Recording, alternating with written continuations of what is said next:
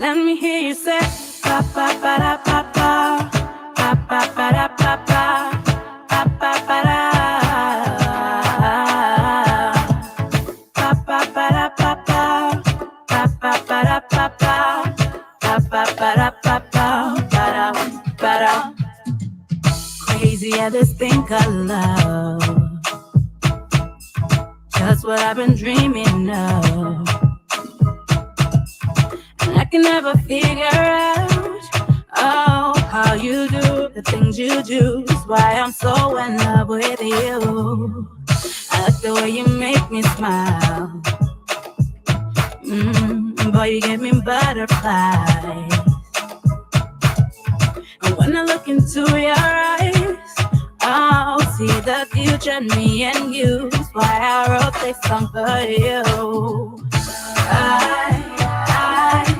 I-L-O-V-E-Y-O-U.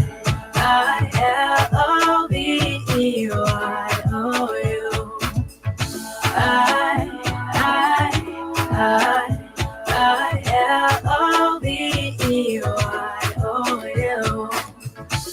Just want you to know what I think of you. L-O-V-E-Y-O-U. Baby, you've got what it takes to make your girl say L-O-V-E-Y-O-U. If I met you in another life and you asked me to be your wife, with grace and a smile I say, yeah, always now and forever. You be my one and only lover. Cause I like the way you make me smile. Boy, you give me butterflies. And when I look into your eyes, I'll see the future in me and you. That's why I wrote this song for you. I-L-O-V-E-Y-O-U.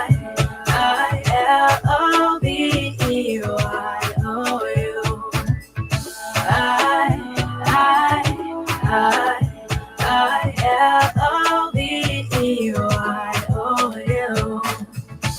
Just want you to know what I think of you. L-O-V-E-Y-O-U. Baby, you've got what it takes to make your girl say L-O-V-E-Y-O-U. Pa pa pa da pa pa pa pa pa da pa pa pa pa pa da pa pa pa da pa pa pa pa pa da pa pa pa pa pa da pa pa pa da.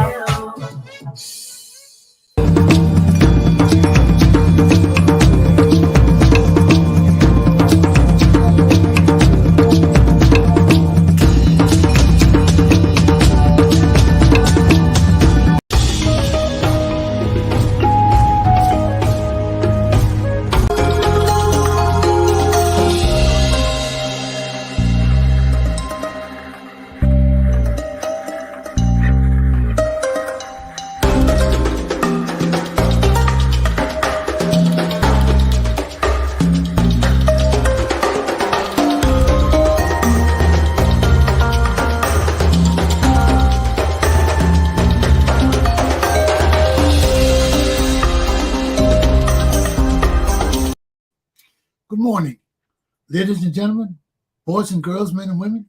Welcome to Attorney Commander J.R. Glapohkpa Chesson talk show. We begin a new week, starting with 60 degrees in Providence, Rhode Island. Be not dismayed, we're going up to 84 today. It's going to be sunny. You're going to the beach, make sure you enjoy it. For the rest of us who are just hanging around, going to work or doing nothing, hang in there too, okay? Our news for this morning are: 1, Russia blockade of the Ukraine strangles greens import to Tunisia. This is the beginning of a serious problem. Right now, the people in Tunisia, North Africa, are suffering because of the blockade by Russia of the export of Ukrainian grain. So we know that Africans depend on grains for everything, to make bread. We use rice. We do different things with grains. And here we are now. We living on the Green Coast. We got no grain. So what we're going to do?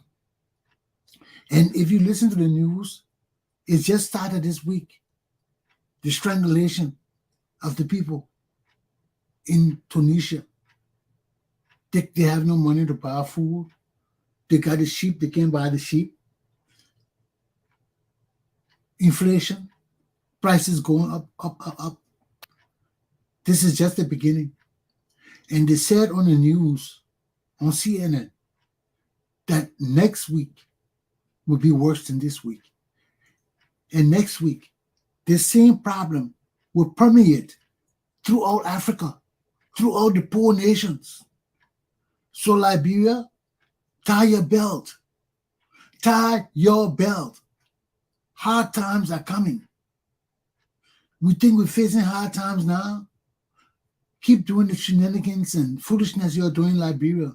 Hard time is coming. As this war continues, things in the world will get worse. Take heed and govern yourselves, my people in Liberia, accordingly. Grow up, or you'll be forced to grow up overnight. See the truth, hear the truth, know the truth, or you'll be forced to face it overnight. Aluta continua. In Boston, some people want to vandalize the LGBTQ building. Now, that's not right. Wrote all kind of hateful things on the, sprayed all kind of hateful things on the buildings. And you know, these guys got to live, man. Give the people a break. Once they don't bother you, let them do their thing. They're right. You ain't going to stop it. I ain't going to stop it. Nobody's going to stop it. So don't rock the boat. Let the people do their thing. They're not bothering you. Let the people do their thing. They're not coming to your neighborhood to break you down. Let the people do their thing. Okay? LGBTQ, hang in there. Hang in there and don't give up. My people in Boston, take heed and govern yourselves, man. Let the people live their lives. Okay? I think that's all I have for this morning on this topic. Let's go to ELDC. ELDC, that's the Liberian news. ELDC says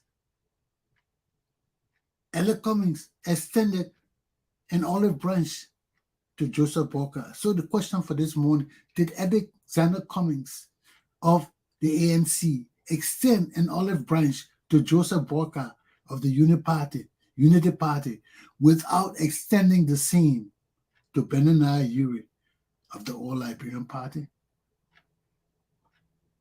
Is that true? Well, that was the rumor, they say. Number two, we're going to take a tour through Providence, Rhode Island. You know, I've been in this state for almost 30 years, and I really never toured the state. You get to know places by people telling you things, or you experiencing things, or you asking about things. But I took a tour on the weekend to get the tour guide's view of my city. And I recorded it for you to see. So I want to thank Experience Rhode Island Tours and the tour guide who led us, and for this educational enlightenment. Okay? So let me take a break. I'll come back and we'll talk about ELDC. Okay?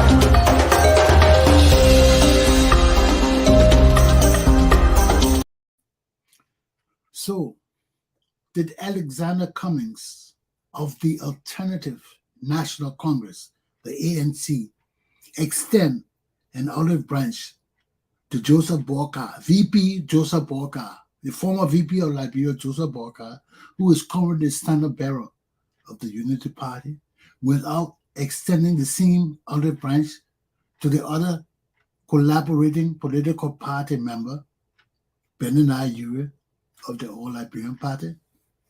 That's the question. So that's the DSA news running all over my river now. Julius Lofa touched on it a little bit, but I listened to him a little bit before. I wanted to hear what he had to say about that. But that's the big news. It's on ear, they say. So nobody knows whether it's true or really true. But you know, in Liberia, where there's smoke, there's fire. So whether it's true or really true, that's the only two questions. Is it true or really true? Okay. No force there. Only is it true or really true? So if Alexander Cummings did extend an olive branch to Joe Boakai, this is a good beginning. Because neither of those parties can win George Weah. As it stands now, none of them can win George Weah by themselves. So they got to go back to the table and form that coalition. And the best thing is to leave Benoni Urey out. Benoni Urey shouldn't have been in that coalition in the first place. Benoni Urey brings nothing to the table but confusion, corruption, disruption, and stealing. That all Benoni Urey is good for. So why invite into a coalition of people that mean good for Liberia? Benoni Urey don't mean no good for Liberia. Benoni Urey mean good for himself. And we're coming after him because everything he owns is for the Republic of Liberia. And ain't no joke. Ain't no joke. And people can't just be stealing from our country because the elephant meat is finished. The rest on the bone is rotten. You can't eat it no more. And we'll not let you eat it no more.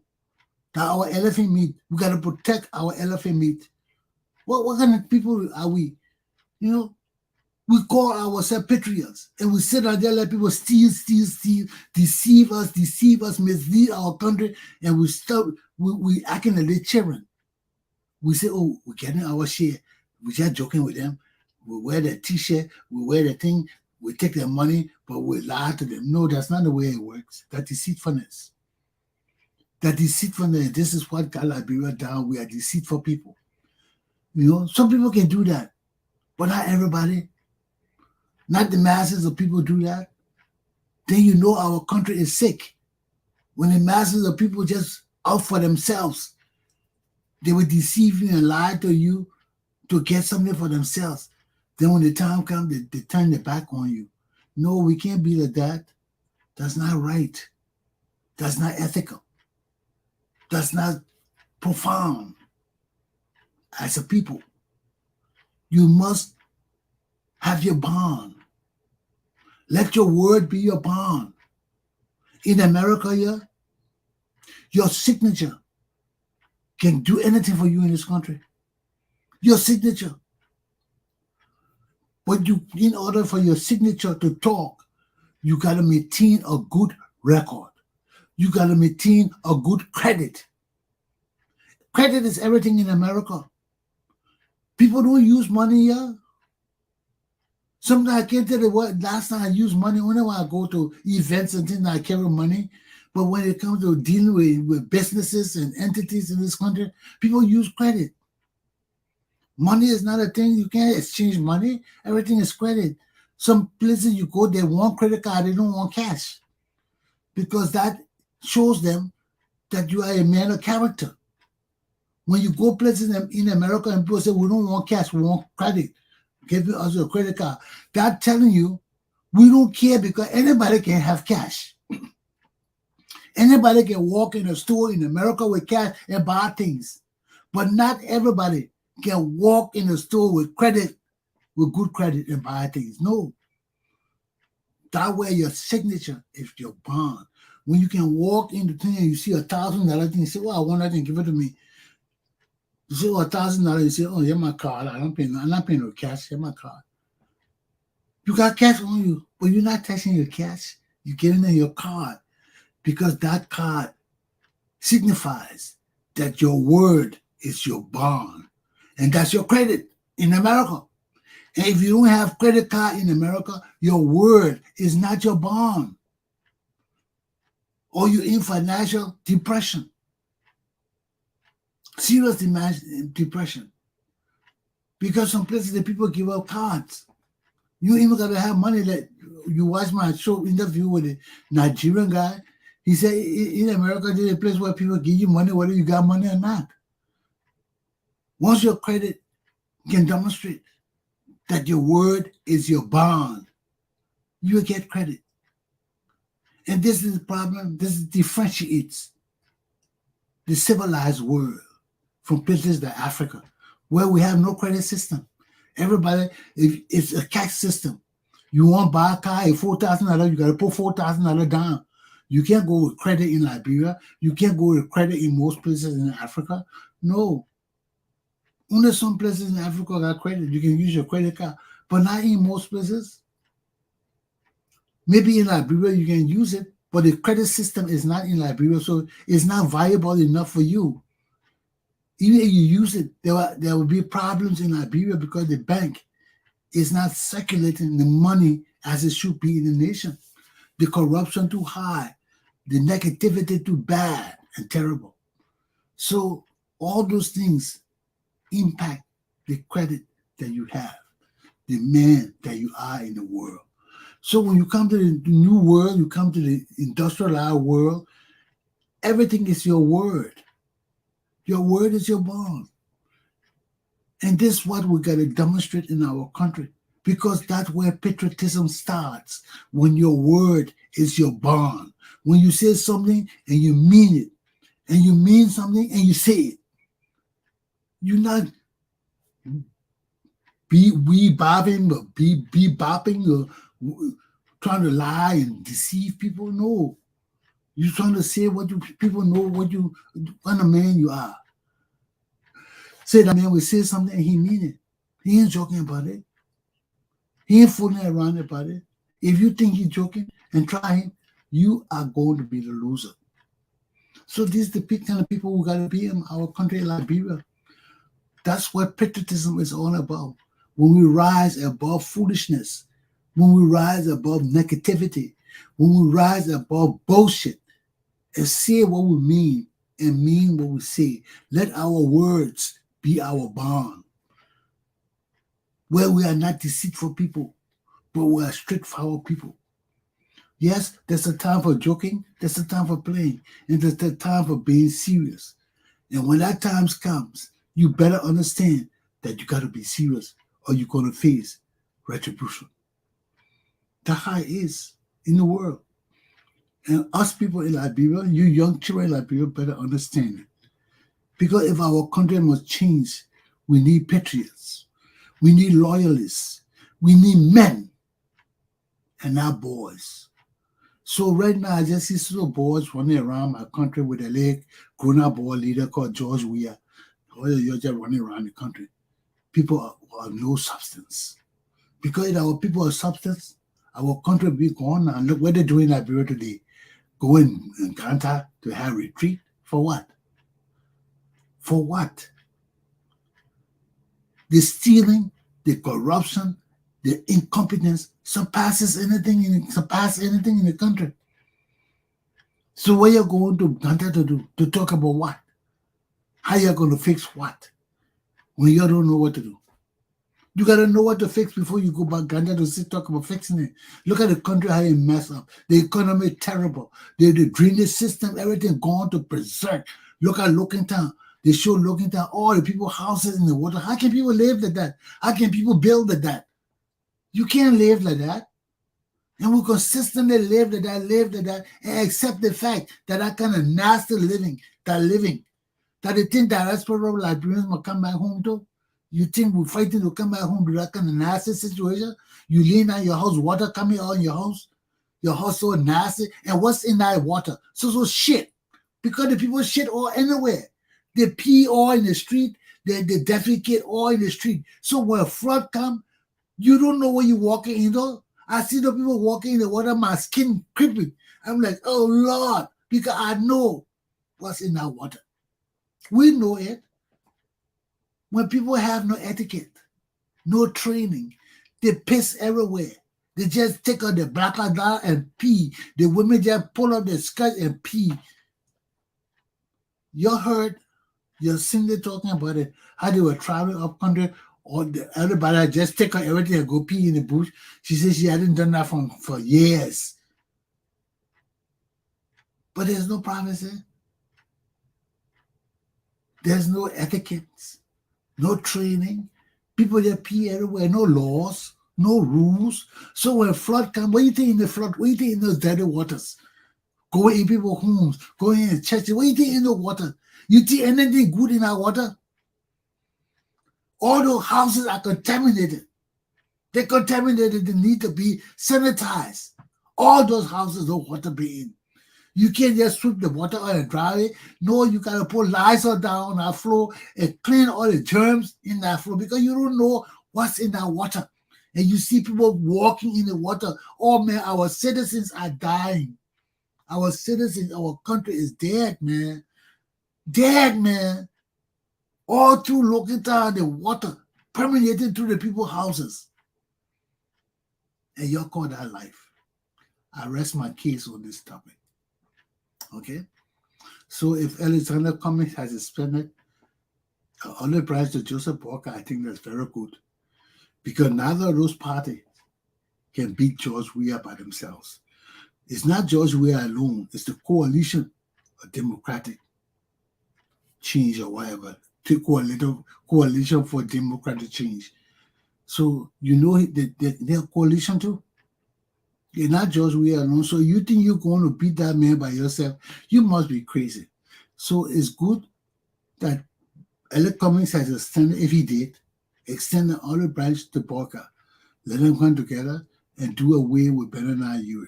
You don't need Benoni Urey in that coalition because he will bring nothing but corruption, stealing, evil, and destruction. I rest my case on this topic. Aluta, continue.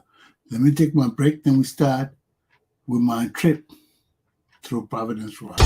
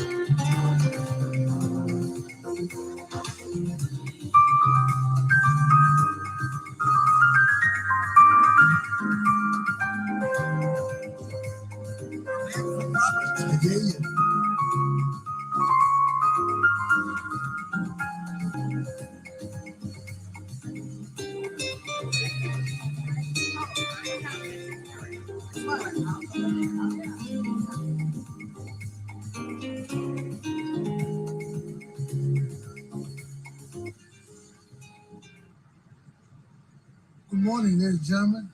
Welcome to Attorney Commander Glapohkpa Chesson talk show.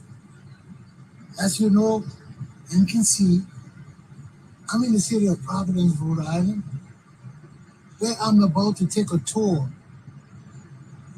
of Providence. so we can get a better understanding and knowledge of the city that we live in. So I'm downtown at 1 Street, which is the convention center. As you can see, Providence is all around me. Let me get up and see that right now. And let's see.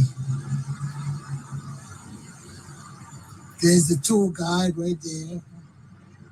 And I guess the tour is supposed to start from over here.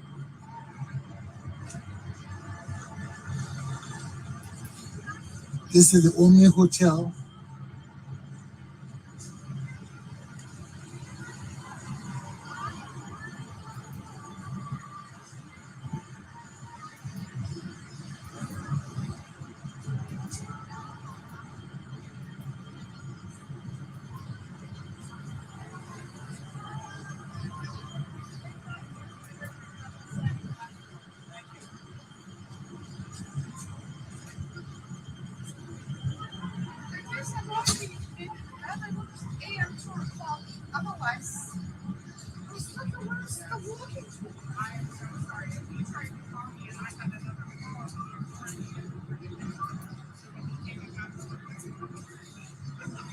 This is all about the tour I'm about to take.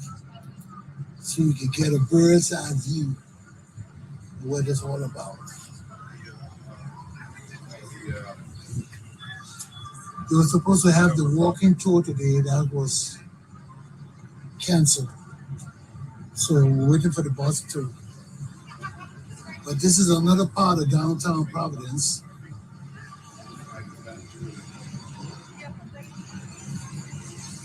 This is 7th Street.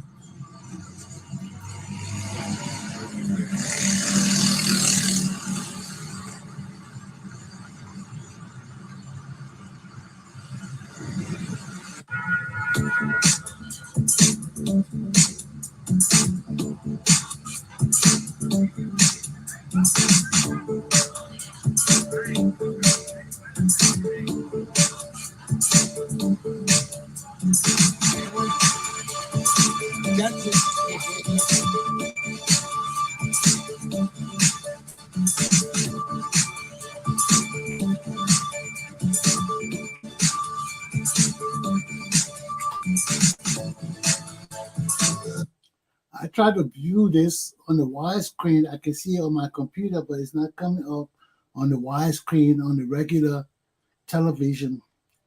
I'm very sorry. I tried to make this video last night and it kept giving me an error message. So let's play like this.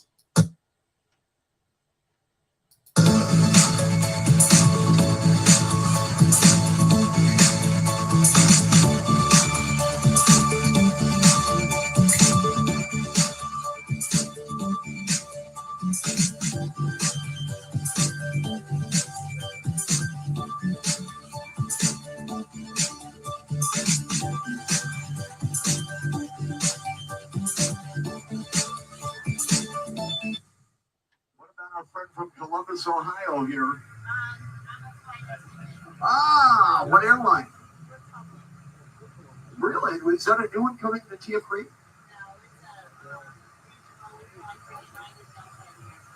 All right, anyone needs to change your tickets, talk to the lady in the second.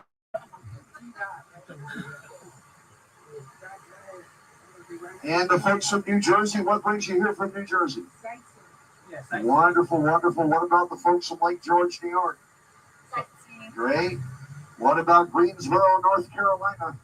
Sightseeing. Wonderful. What about across the road from them? Remind me, you guys are from D.C. D.C., that's right. We're here for a wedding. Ah. The two of you are getting married? No. Our cousin. Okay, what about our friend from Puerto Rico? Sightseeing. Sightseeing. What about Ohio? In the back. Hanging out with a family. What about Michigan? Work. So are you working right now? No, I'm enjoying the city right now. Ah, excellent. What about our man from Providence here? Checking out the center, man. That's right. And finally, way in the back there, Houston, Texas. Family. You visiting family? Yeah. Rhode Island. Ah, okay. All right, guys, you see these two folks right here? They went to the wrong place. We're going to scoop them up right now. We'll find out where they're from.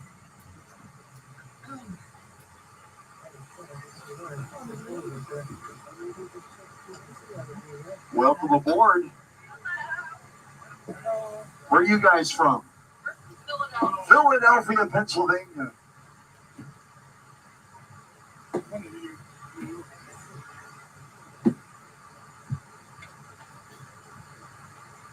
All right, guys. Well, I want to find out, by the way, as we get started this morning, how many of you, this is your first time ever being in this part of the country? A decent number of you, and a lot of you guys have been out here before. We're going to take off this morning on a tour of this really beautiful city, as you're going to see. In 2014, Travel and Leisure magazine surveyed 50,000 of their readers. By the way, Travel and Leisure magazine is the top domestic travel publication in America. I want to tell you what they surveyed them about in just a moment. I want to point out on your right, as we get started, this is the #1 entertainment venue in the state of Rhode Island. We call it the Dunk, the Dunkin' Donuts Center. They call it that. Do you guys know there are more Dunkin' Donuts per capita in Rhode Island than any state in America? Rhode Islanders love Dunkin' Donuts. In fact, I'm going to show you a place later on. I'm going to tell you about Rhode Island's official state beverage here in just a little while. Now, the Dunk holds about 12,500. That is where the Boston Bruins minor league team plays, the Providence Bruins. If you follow college basketball, that's where the Providence Friars and the Big East play, and any major concert is going to come in there. Now, as we get started this morning, we're going to actually cross over the interstate highway, and we're going to head west onto the west side of the city. Today, the majority of the population of this city lives on the west side of the city. We're going to spend the majority of our time, however, in the center of the city, up on the east side, but we're going to start out on the west. I have a little pop quiz for you guys as we get started. Does anyone know who was the president when the interstate highway system came into the United States? Eisenhower. Eisenhower is correct. And when the interstate system came in, it divided the city from west to east. Now, when you come onto the west side of the city, you come to one of the 7 hills of Providence. Providence is a city of 7 hills and 3 rivers. And the hill that you come to right off the bat is a very famous hill, not only in the city, but actually the whole state of Rhode Island. This is called Federal Hill. It's called Federal Hill because it goes back to something that happened here right after the Revolutionary War. You know, when the Revolutionary War was won, those 13 colonies drafted an original constitution. But that Constitution did not include the Bill of Rights, the first 10 amendments. So among those, the freedom of speech, the right to bear arms, the protection of your property from the unlawful seizure by the government, and so on. The original Constitution did not include those rights. And at the time, there was a big rally, you could call it. It was actually an ox roast on the top of this hill. And 9 of the original 13 colonies had signed the Constitution without the Bill of Rights. They were Federalists. They believed in a strong central government, and they were trying to urge Rhode Island to become the 10th of the original 13 colonies. And the day they had that ox roast up on this hill, about 2,000 farmers marched here from the forest, which is in the west. They marched directly up to this hill, and they shut that ox roast down. And on that day, they told them, we're not going to live in a country that's less free than our colony. If you don't have the Bill of Rights, we're not going to sign it. And you guys know Rhode Island was the last of the original 13 colonies to sign the Constitution. The other 12 did. Rhode Island insisted that the Bill of Rights be added. So Rhode Island, as you're going to find out as part of our tour today, had a huge role in what it means to be an American. And what we're going to do here, I'm going to turn right here on America Street. And I want to take you right into the heart of Little Italy. As I do, I want you guys to notice to the left one of the many theaters in the city. This is the Columbus Theater. They do lots of, on your left there, do all kinds of music shows. Primarily music groups will play at the Columbus Theater. Now I'm coming into the most famous restaurant neighborhood in the whole state of Rhode Island in just a moment. We're going to turn right on what is called Atwell's Avenue. This whole neighborhood that you're in right now at one point would have been all Italians 100 years ago. You notice all the three-story dwellings. You know, grandma lived on one floor, you lived on one floor, your uncle lived on the other one. Now, a lot of the Italians have moved out into the suburbs, but they still own these three-story dwellings. A lot of college students now live in the Federal Hill neighborhood. But I'm going to turn right now into this really fabulous dining destination in the whole state of Rhode Island. Atwell's Avenue, a.k.a. Federal Hill, a.k.a. Little Italy. As soon as I turn right, I want you guys to notice on your left, Tony's Colonial right here. I'm going to give you guys a lot of food advice today, okay? If you want the best grinder in the city, Italian grinder, you want to go to Tony's. If you want hot Italian dish to go, chicken cacciatore, chicken parmesan, hot and ready to go to Roma's on your right. You guys look right down that street on your left, you see Caserta's Pizza. He's the most famous pizza place in Little Italy. His name is John. And John famously says, if you're not eating Caserta, you're not eating pizza. That's what he says. Now, guys, look on the left. This little place, Harry's Bar and Burger, right on your left.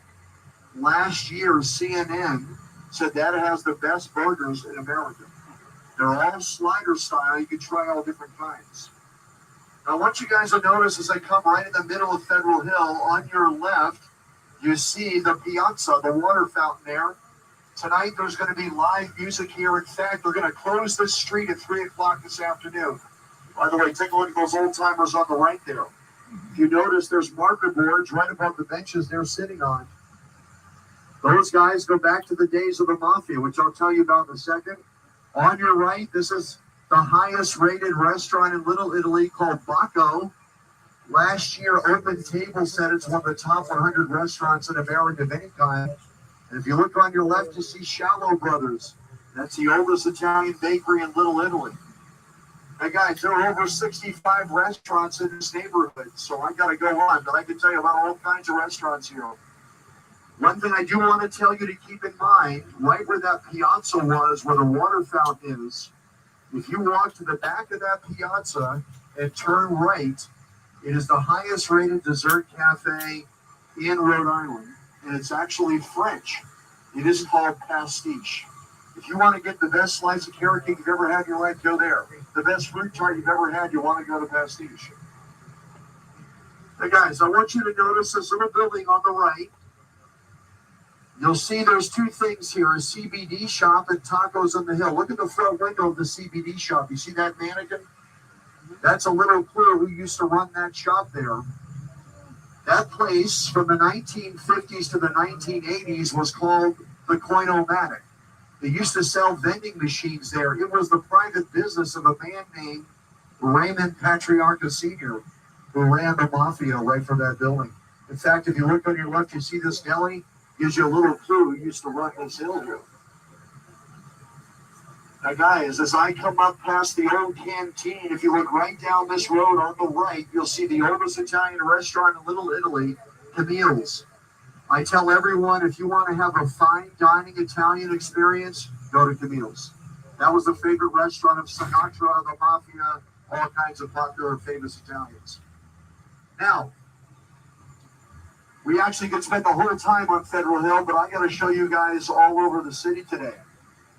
I do want to tell you a little bit about Federal Hill as we leave. So it got that name because of what happened with the Constitution.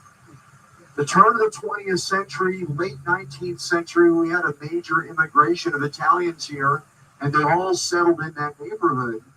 And as I say, from the 1950s to the 80s, that was the headquarters of the third most powerful crime family in America. Only New York and Chicago were larger. In fact, if you guys want to hear the story of Providence during those 40 years, in 2019, the most popular downloaded podcast in the country that year was called Crime Town. the story of Providence from the 1950s to the 80s. They actually interview all kinds of mafia members, including, although he was not in the mafia, our most famous mayor ever, which I'm going to tell you more about him a little bit later. By the way, everybody, do you know that for 40 years, Raymond Patriarca Sr. and La Cosa Nostra literally got away with murder until 1982, when a little Catholic nun by the name of Arlene Violet. Now, by the way, before I tell you about her, take a look on the left here. This here is called Hasbro. Hasbro is one of the major employers here in the state of Rhode Island. They make all the children's toys, the games. In fact, just on the corner here, this is the Providence Public Library, gorgeous library. Just next to it is also a big employer here in the state of Rhode Island. In fact, this is one of the #1 construction companies in America. It's called Gilbane. They built the Vietnam Memorial and lots of other famous installations in America. Now I'm turning onto Washington Street, guys. On your left here is the famous Trinity Repertory Company, the theater. And right across from them is Gracie's. This is the only AAA rated 4-diamond restaurant in Down City. If you have dinner at Gracie's tonight, it'll be either a 3-course, 5-course, or a 9-course dinner. But guys, you need to know that Providence, Rhode Island not only has more Dunkin' Donuts per capita than any city in America. Do you know that Providence, Rhode Island has more restaurants than any city in America? Absolutely loaded with restaurants. So there's a reason why, which I'm going to show you here in just a little bit. So guys, in 1982, the little Catholic nun, Arlene Violet, decides to run for Attorney General. She had never held a public office in her life. She decides to run for Attorney General because she's sick and tired of the crime in this city, and she won. And here's what happened. Before I tell you that, on the right here is City Hall. In fact, on the second floor, right on the corner, is the mayor's office. Now, we're going to come through this plaza in just a little bit, but I'm going to turn left. So here's what happened. Arlene Violet gets elected in 1982. Right after she was elected, the federal government introduced some new laws called the RICO statutes, and they could start wiretapping all these guys. And when they did, within 1 year, they busted the mafia on Federal Hill. Raymond Patriarca Sr. was arrested in 1983. He was in his later 70s. He was sentenced to life in prison.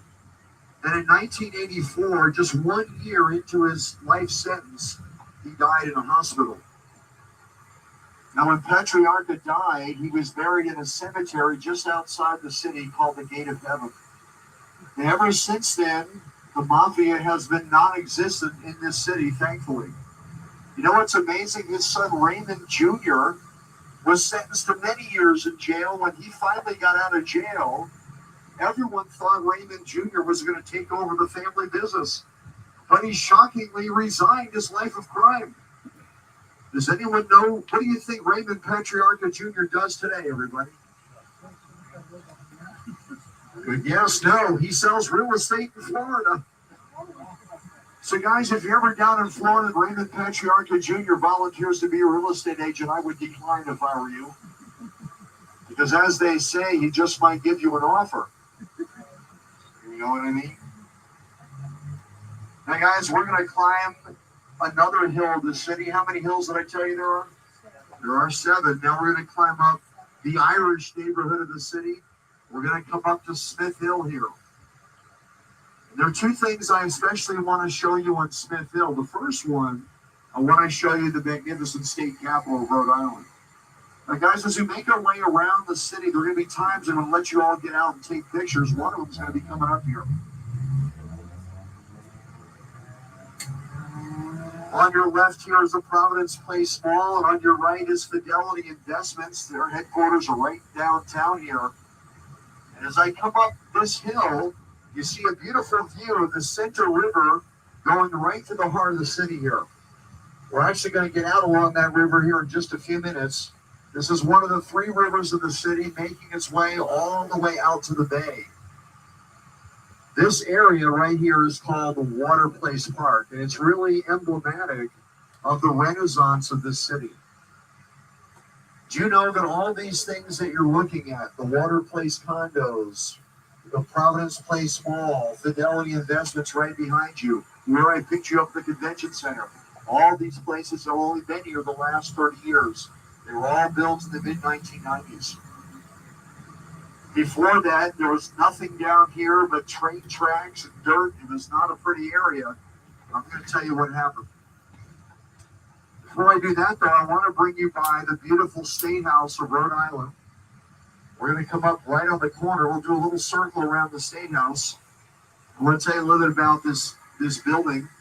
It was built in 1904 on Smith Hill, at one time the big Irish neighborhood of the city. This State House is built entirely of marble from the great state of Georgia. What we're looking at right here, straight ahead of us, is kind of the back entrance of the State House. If you look straight up here, you'll see a rostrum there halfway up the steps. That's where the governor makes their speech when they're inaugurated. If there's any major rally in Rhode Island, it happens right here on the grounds of the State House. But for those of you guys that are picture takers, coming up around the corner here is a great view of the Rhode Island State House. So I'm going to pause right here, and you get out and take pictures while I'm telling you about what's here at the State House right here. So you're welcome to step out while I'm talking. So built in the year 1904, as I say, entirely of marble from Georgia. Now, there are several interesting things inside our State House. For example, if you go to the second floor in the governor's reception room, hangs the original portrait of George Washington that is on every dollar bill. The man who was the portrait artist of the first 6 presidents of the United States, Gilbert Stuart, he was a Rhode Islander. He painted all their official portraits, and again, Washington's is right beside you. If you guys look out there at the State House to your right, you might be able to see that on the steps, there are 2 statues there as you approach the back entrance of the State House. One of the statues is one of the most famous soldiers of the Revolutionary War, known by the name of Nathaniel Greene.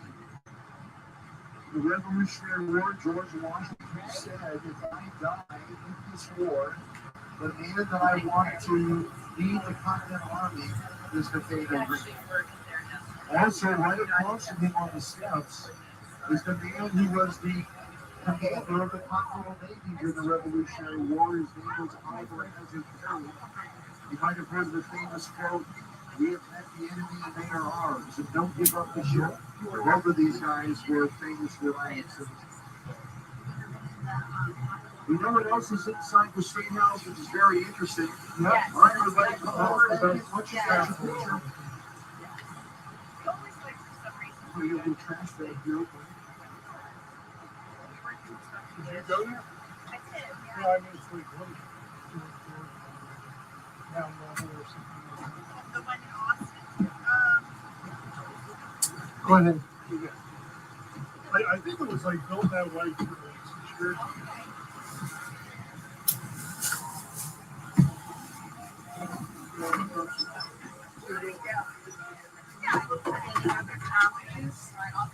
Oh, yes. I remember when we did college hunt.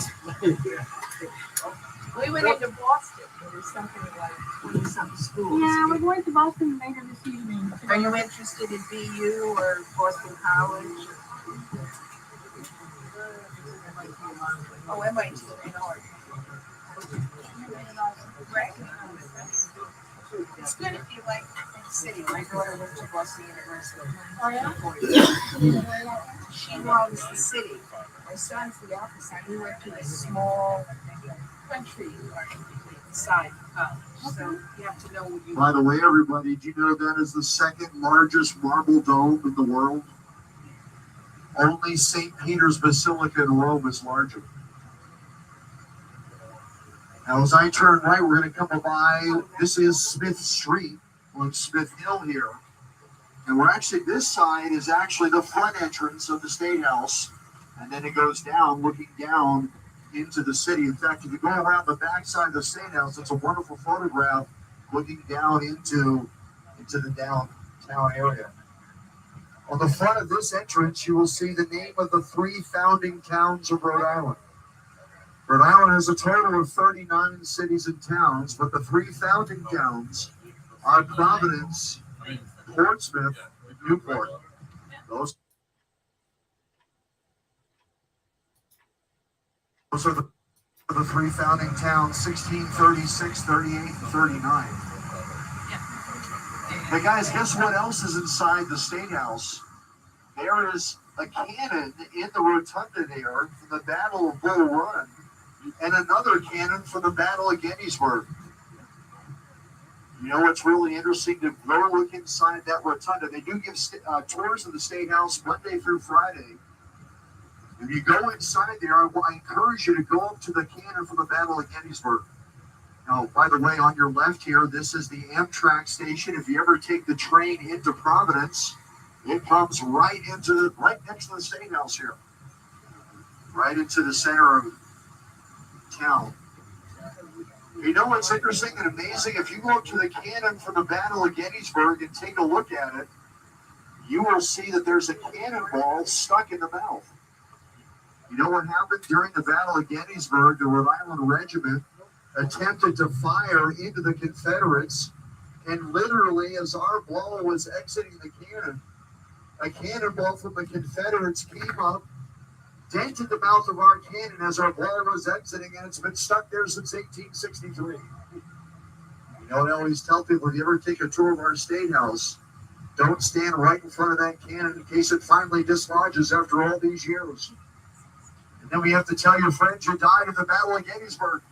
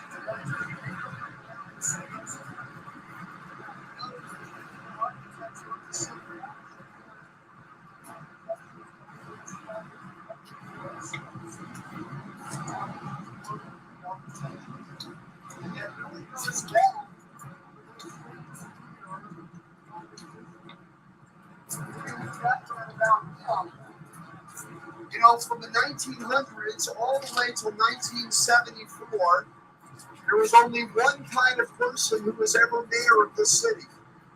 He was always Irish, and he was always white.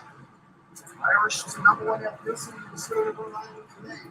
21% of Rhode Islanders are from Ireland. So they're always Irish. But by 1974, the city was dying. The population of the turn of the 20th century in Providence was 250,000. This was the 20th largest city in America.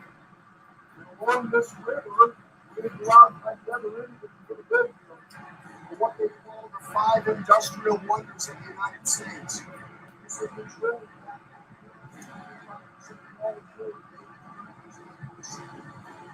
along this river were giant factories. In fact, they called them the 5 industrial wonders of the United States, and 45,000 people were employed in one of those 5 factories. It was a very booming, prosperous city. But what happened was all those manufacturing south, they all were overseas. As they left the city's population and industry began to plummet. Believe it or not, the city fathers then pivoted. Once they realized that they wanted to use the river like they used to, they wanted to take advantage of automobiles and trains. And believe it or not, they paved over the entire river going to the center of Providence. From the 1930s to the 1990s, Providence was called home to the world's widest bridge. Now, I grew up in the 80s in the town of Rhode by the airport. We never came downtown. There was railroad tracks and dirt. It's not pretty. This entire river was covered over with asphalt. Here's what happened. In 1974, the current Irish Democrat was a man by the name of Joe Urey. Joe Urey had been mayor for 10 years, and he was notorious for being drunk in the middle of the day. And a lot of